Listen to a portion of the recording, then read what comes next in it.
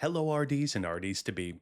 Welcome to the RD Exam Ready podcast. My name is Zak Kaesberg. I'm your tutor, your coach, your guide along the path to passing the RD exam. My biggest passion is to help RDs and RDs to be just like you to know how to effectively pass the CDR exam. If that sounds like you, then hey, you are in the right place. I want to make a mention to join me on Wednesday, July 1st, 2026, 7 o'clock Central Time for another RD Exam Ready Live hosted on YouTube. Make sure you go to the RD Exam Ready Live YouTube page, check that out, make sure you're subscribed, and then go to those live sessions to see any future or past sessions we're going to be doing. For this session, I'd like to do some food science, some practice questions to associate those, and just talk through a couple different topics along the way. So make sure you join us for that. I can't tell all of you how relevant religion and religious practices are in my day to day job. Working in food service and currently working in campus dining, you're encountering all different types of folks, all different types and parts of the world, different cultures, and different backgrounds. Different religions tend to be associated with that. It's almost similar to how we think about things like food allergies, dietary preferences, food intolerances, because it's one of those things where you've got a few people that know a lot about it, or those that practice it, and then most other people don't know very much about it, you would say. On the exam, we can expect that there's going to be questions on religious dietary practices, mainly focusing on topics such as what would be permissible for this religion, what would we avoid, or what we could include or not include.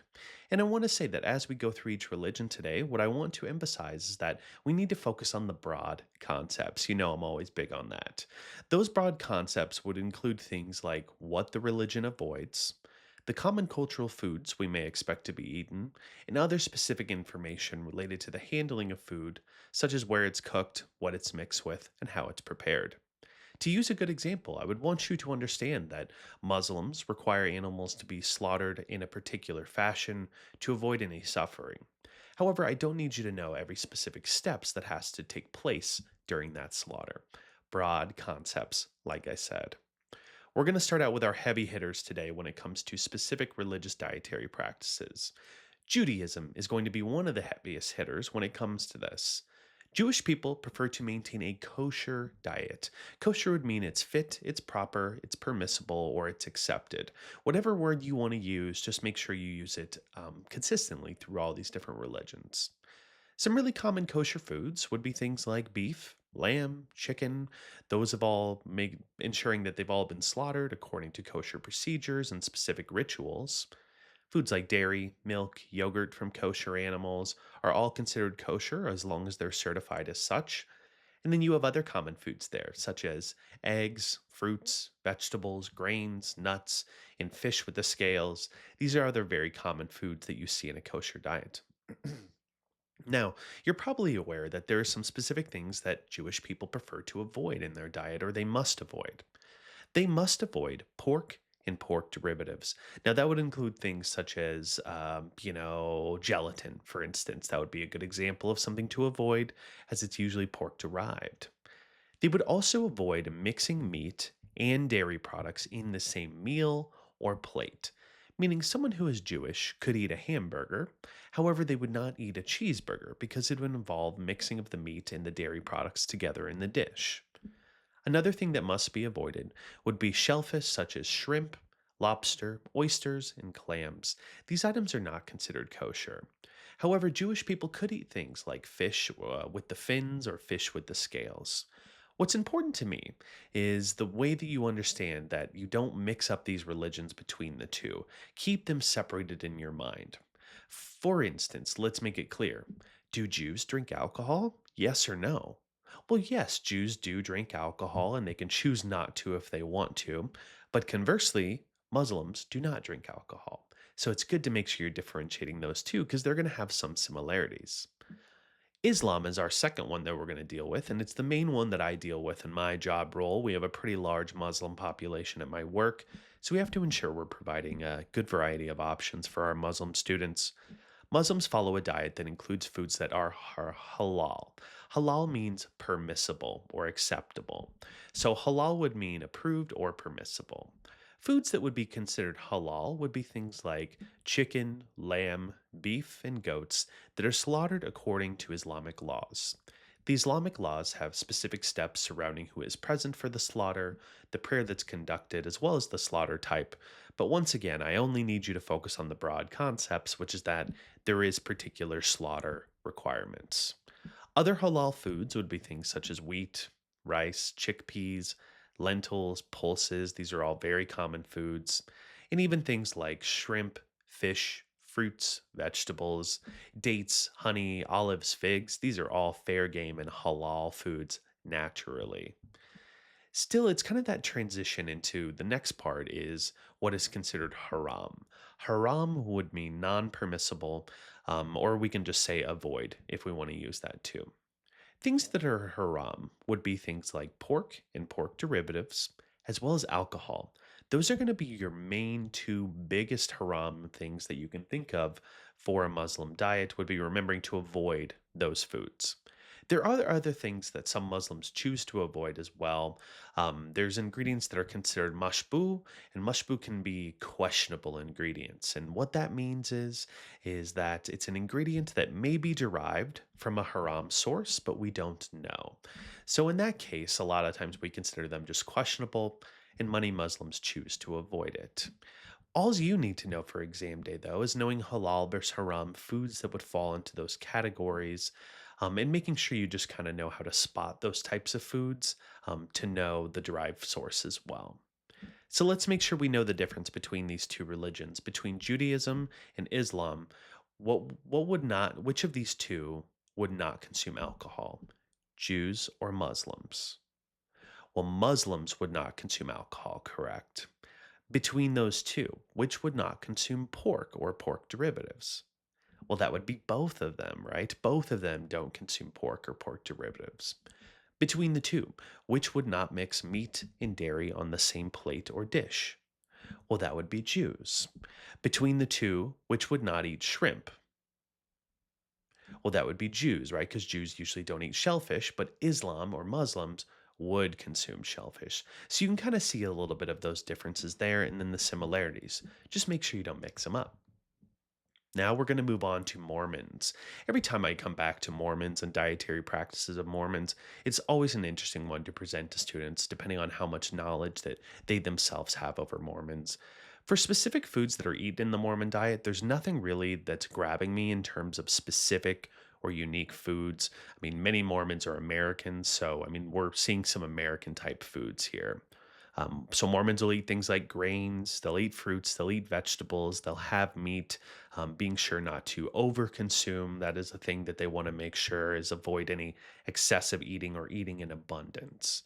From some of my research, it also seems like Mormons tend to stick to like potluck type meals, casseroles, potato based dishes, congealed salads. But then they can also, of course, consume those whole food products as well, just like we discussed. Now, what Mormons don't consume is going to be mainly alcohol. And secondly, it's going to be hot caffeinated beverages. So, alcohol and hot caffeinated beverages. Notice how I did not say caffeine in general. Make a note of that. Here's why. Have you ever heard of like the dirty soda craze? Or about how Mormons tend to drink a lot of soda?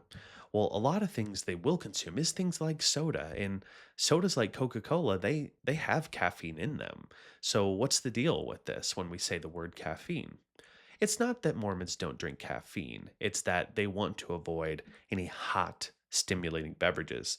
The thought process is those hot beverages kind of provide that stimulating drug effect, and that's what is being perceived in the Church of Latter day Saints. So we would want to make sure we're avoiding alcohol and avoiding those hot beverages like that of coffee and tea, but soda, caffeinated soda, that's all fair game that we can think of there. Your next one you're going to take a step to is going to be Hinduism. Okay, that's our next one today.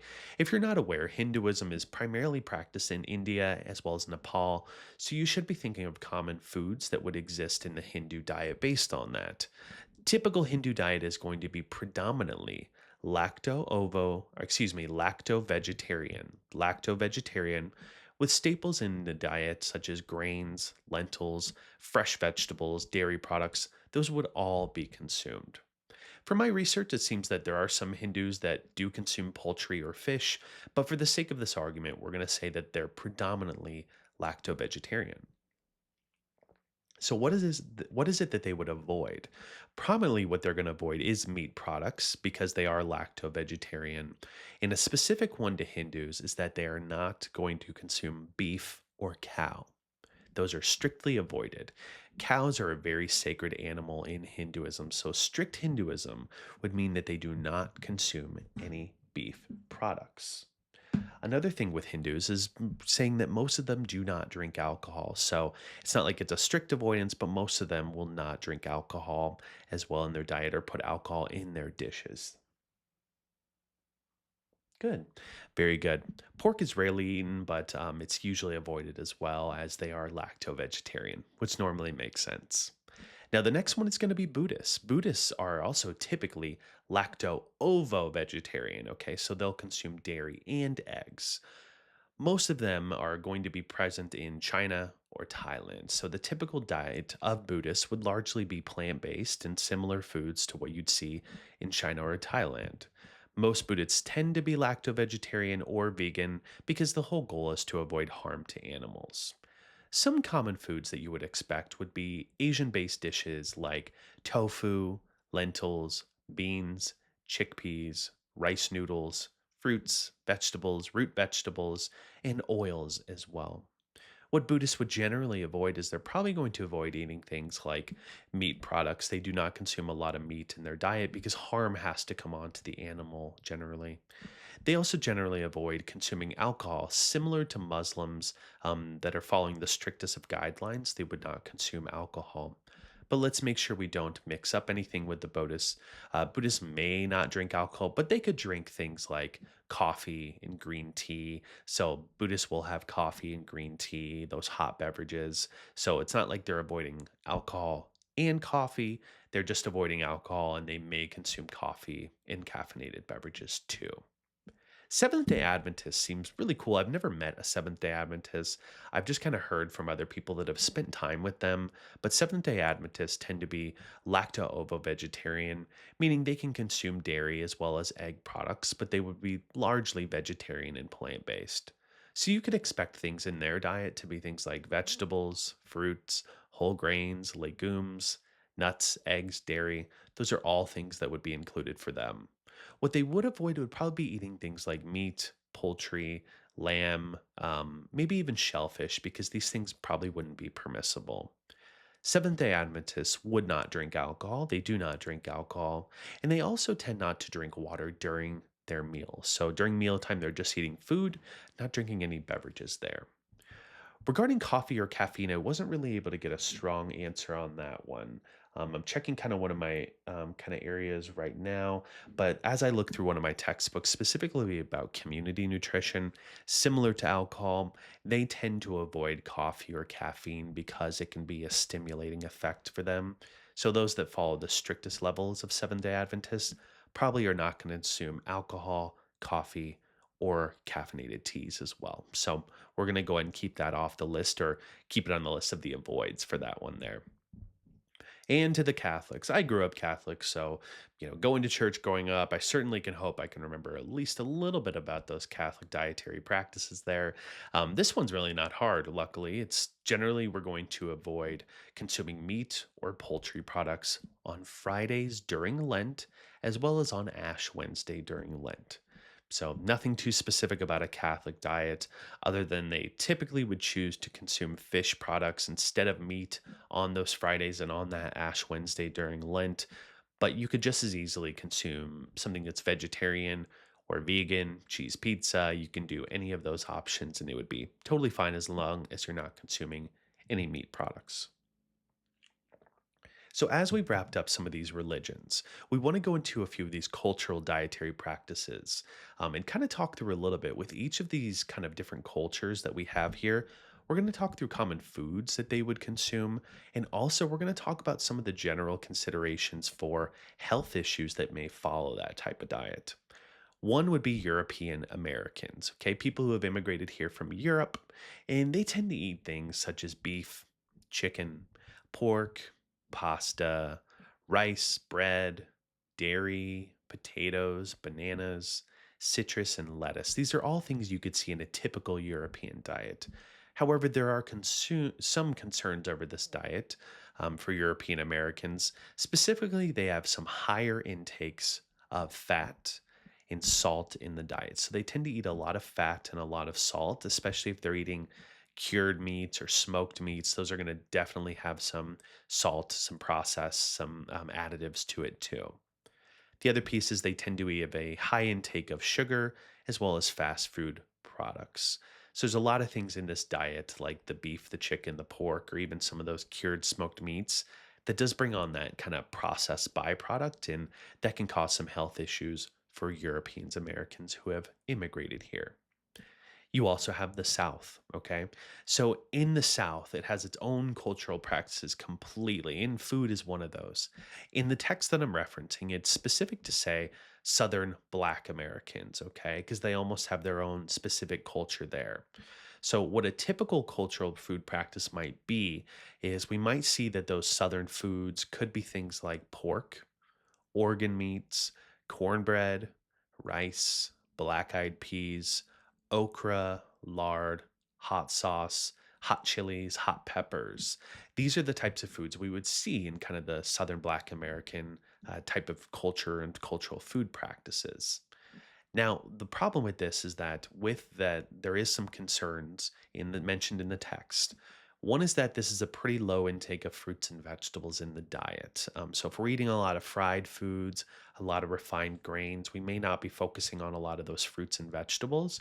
And also whole grains. Like I said, if we're doing grits and cornbread and corn-based things, yeah, corn is whole grain, but you need the whole grain itself. So whole grains are not as commonly eaten in this culture.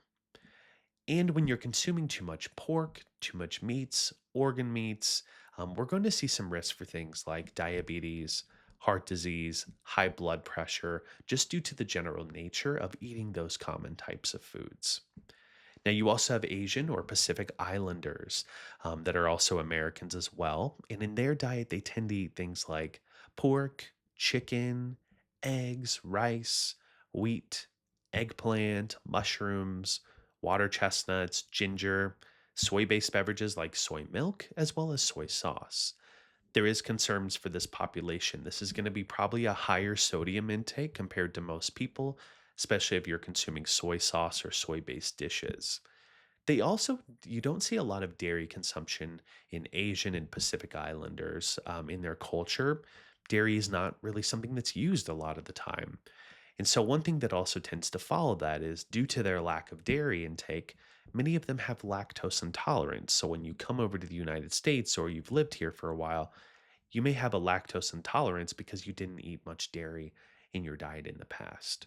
So they eat a lot of salt, they eat a lot of good soy based stuff, but a lot of salt that can lead to hypertension, as well as we see some lactose intolerance there too. For Mexican Americans, common foods would be things like chicken, eggs, beans, tortillas, rice, tomatoes, squash, lard, and tropical fruits. There is some concerns with this group that there is high levels of carbohydrates in the diet, as well as there's very high intakes of carbonated beverages, full sugar sodas.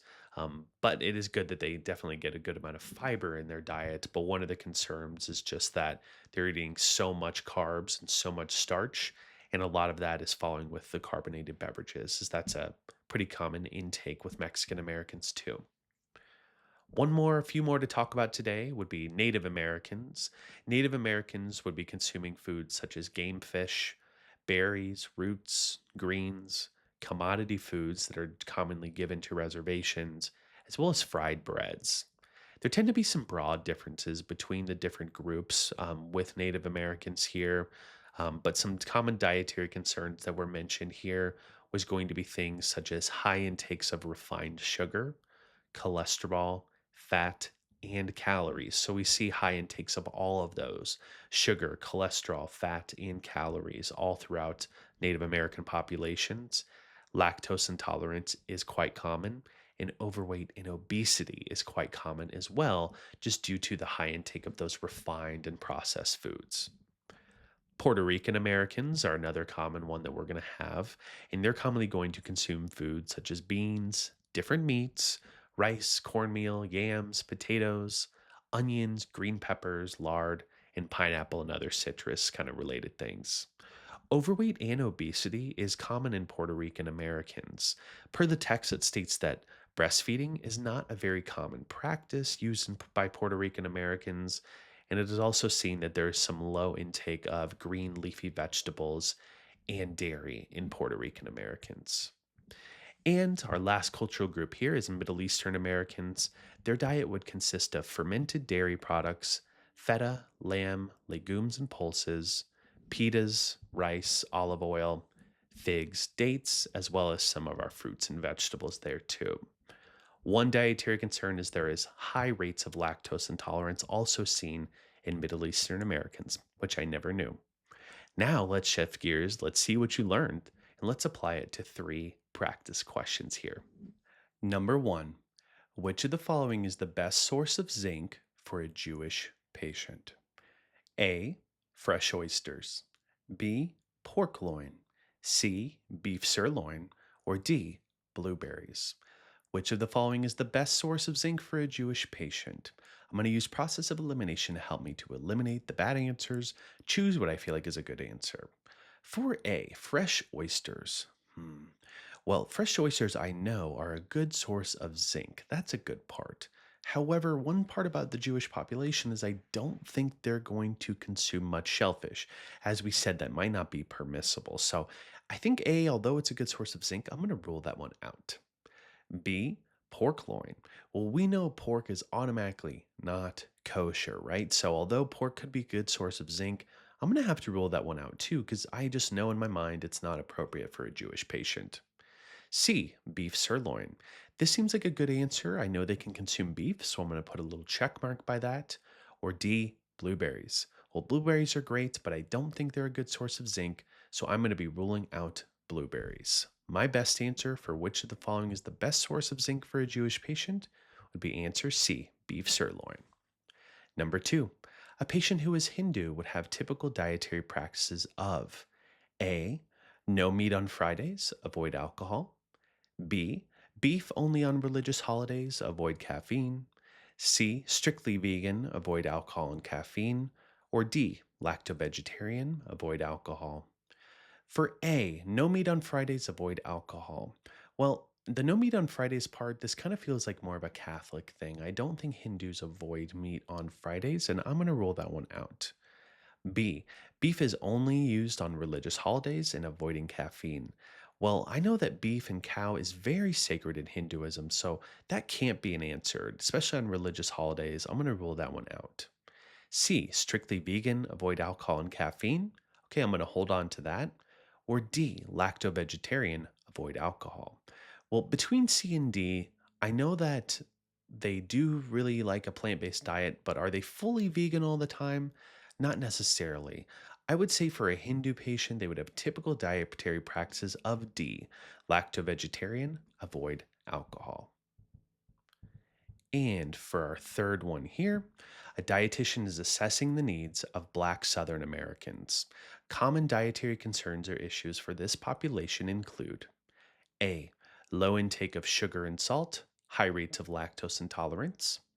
B, low intake of whole grains and fresh fruits, high rates of lactose intolerance. C, high intake of fast foods and carbonated beverages. Or D, low intakes of leafy vegetables, low intakes of fried foods. A dietitian is assessing the needs of Black Southern Americans. Common dietary concerns or issues for this population include okay, for A, low intake of sugar and salt, high rates of lactose intolerance. Well, I don't think that's going to be my best answer. I don't think it's that they have low intake. They might actually have high intake of those things. The high rates of lactose intolerance, I do know that because that can commonly happen to Black Americans. So I'm going to rule out answer A. I don't think that's my best answer. B, low intake of whole grains and fresh fruits, high rates of lactose intolerance. These seems like a good answer that I want to hold on to. C, high intakes of fast foods and carbonated beverages. Okay, maybe there. Or D, low intakes of leafy vegetables, low intakes of fried foods. No, I don't think it's the issue being that they have low intake of those. I think they have high intake of fried foods and maybe low intake of those leafy vegetables. Hmm. So, if I would say with this, I'd say common dietary concerns for Black Southern Americans would be low intakes of whole grains and fresh fruits, high rates of lactose intolerance. Answer B. That wraps up today's lesson, students. I hope you watched, listened, learned, and enjoyed today's show. Remember, passing the exam is a journey. We all need assistance along the way.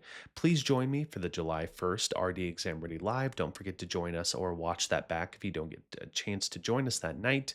Do me a favor, hit the subscribe button if you haven't. Tell other studying students, rate, review, comment, subscribe, and help spread the word. And remember, as always, happy studying to you, RD to be.